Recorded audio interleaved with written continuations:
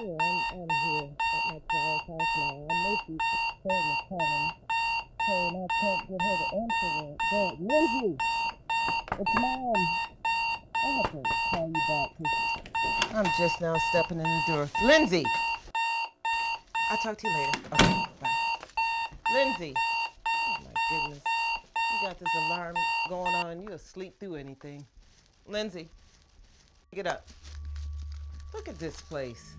This place is a mess. And why do you have all this stuff on, this food on the, Lindsay, get up. You got clothes everywhere. I know I haven't taught you like this. Lindsay, it's time to get up. Get on up. Lindsay, wake up. Stuff on the floor. Oh my gosh, I know I didn't. Lindsay, get up. Lindsay. Lindsay.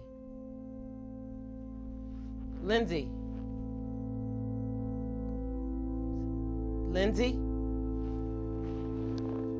Lindsay, Mommy needs you to wake up, baby. Wake up. Wake up, Lindsay.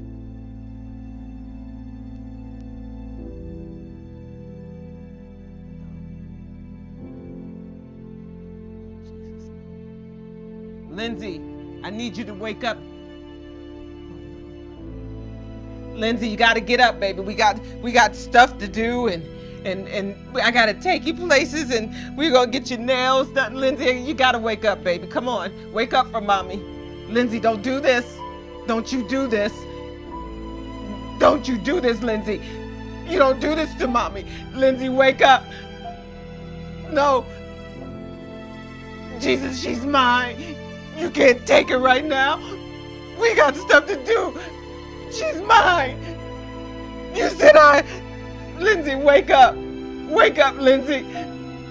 Just stay with me, Lindsay. Just stay with me. I need you to stay with me. Please, Lindsay, don't leave me. Please, don't leave me, Lindsay. Don't leave me.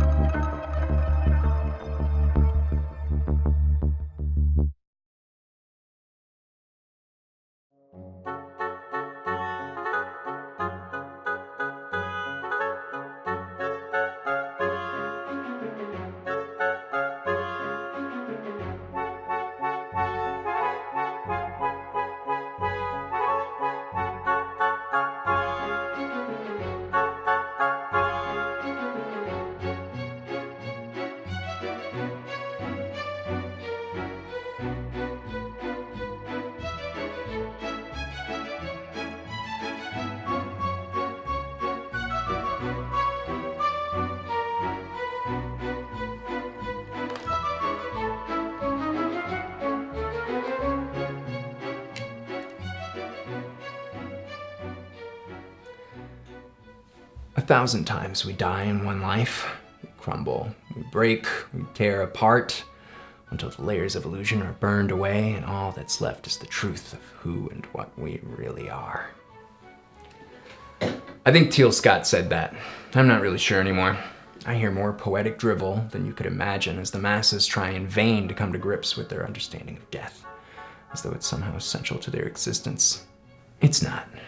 In fact, death doesn't feel or discriminate, and it definitely doesn't ask for forgiveness or understanding.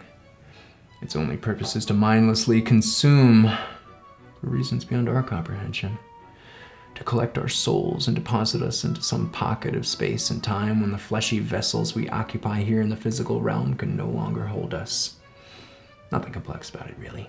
Just a light burning out, leaving behind an empty glass bulb that must be discarded. Which is where I come in, I suppose.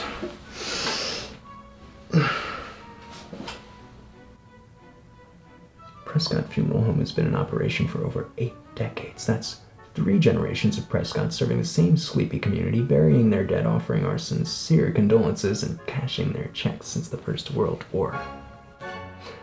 We've buried grandmothers and stillborn babies alike. We've seen everything from old ladies dying in their sleep to closed casket affairs that are almost too gruesome to speak of. Overall, the business has been good to our family. If you can get past the isolation. No one wants to be friends with the weirdos with dead people in their basement doing God knows what to their bodies. And looking back on it now, I can't say I blame them. When you've been in this business as long as my family has, you're bound to bury a truly beloved family member of someone you know personally, which means you're facilitating the most traumatic experience most people have in their entire lives. And that is how they remember you. So when they see you in the grocery store 6 months later, the last thing they want to do is chat about the sports or the unseasonable weather or some such benign small talk.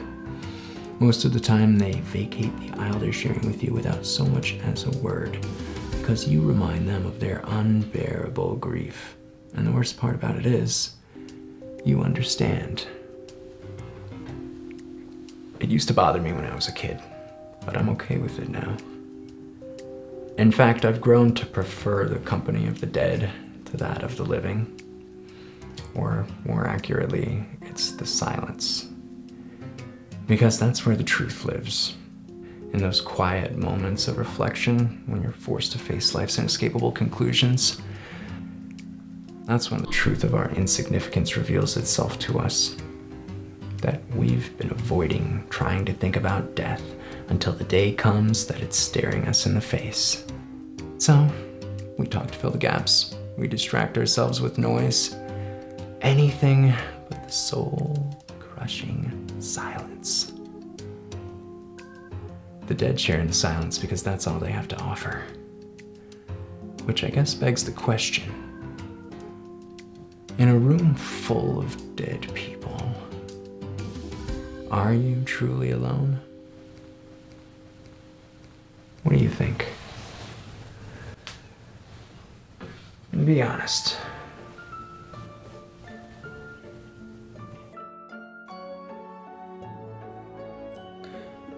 Thank you. You're very welcome. Do you like it? Yes. And I believe my mother would be very pleased. I'm glad you like it. You know, you should do makeup for like movie stars or something. You're very talented. You seem surprised. I mean, yeah, it's just kind of weird. You don't really meet too many men with that talent. Well, I can see how you would think it's weird, but I am a mortician, so if anything, weird is normal. Wait, let me get this right. So you're Morty, the mortician? You make it sound like a cartoon character when you put it that way, but yes, I am Morty the mortician. That's unfortunate. Mortimer is my middle name, actually. William Mortimer Prescott III. The third? Mm-hmm. So you're telling me you're the descendant of 2 other poor bastards with the same name? Yeah, that's typically how it works. That's even more unfortunate. You seem more disturbed by that than by your present circumstances. I'm being rude. I'm sorry. It's okay. Conversation etiquette doesn't really apply to dead people, I suppose. So, like, am I your first? My first? Your first talking dead person.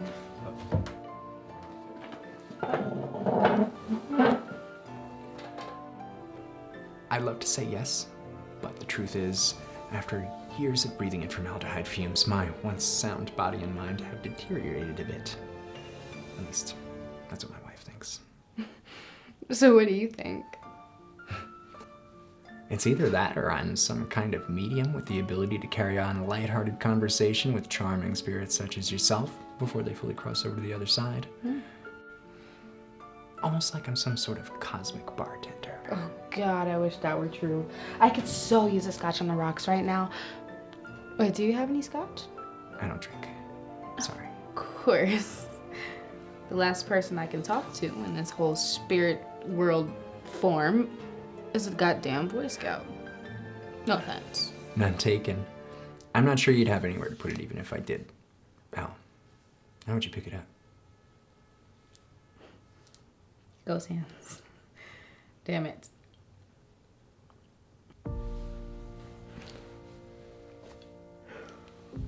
I should have listened to her. What? To who? My mother. She always warned me about the type of stuff I was doing. Drinking, the drugs. I didn't listen. I was her only child.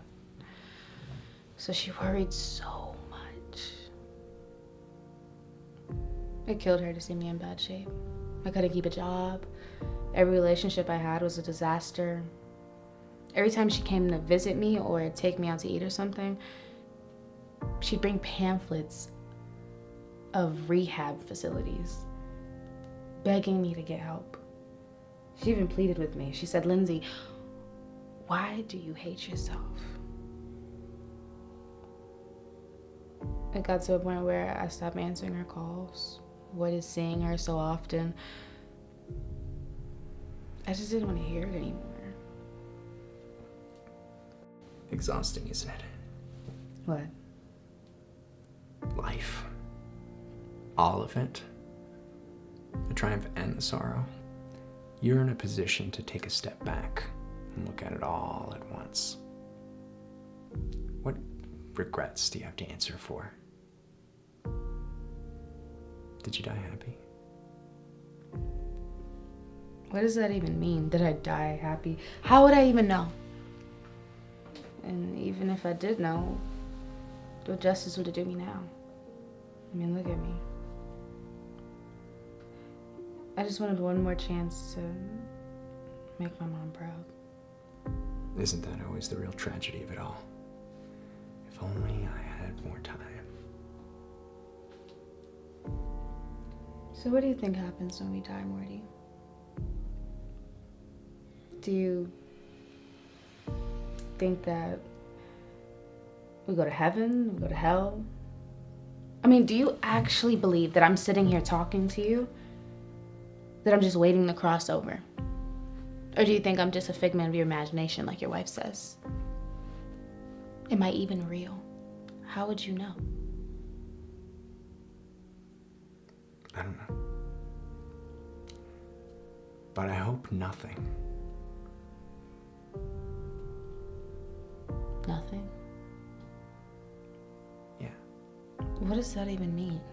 Nothing. It means I'd honestly rather just be crazy than deal with the idea that there's something more to endure on the other side.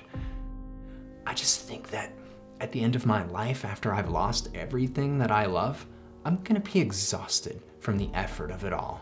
I'm gonna be too tired to bother with anything anymore. Too weary to go on. Why would you want anything more than that? I mean, if you do, that's your business. But me? I just want to close my eyes and dream no more. Seems like a more appropriate reward at the end of life, don't you think? Perfect silence. Forever and ever. That's horrifying. Like, that's really horrifying. I don't see how you don't drink. If I were you, I would need to drink every day if I thought like that. Everything dies. Not just people. Science, art, philosophy, all of it. Every definition of everything man has ever known will vanish one day. Every lie man has ever told himself, gone. The universe isn't sentimental, and it therefore cannot and will not reciprocate any such misguided notions.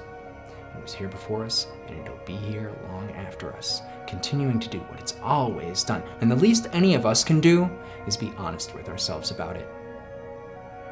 Hell, we're all dying right now. Some of us just faster than others. Hey, Mort, the Andersons brought the dress they want Lindsay to wear for the viewing. She ready? Yeah, she's ready. We'll be right up.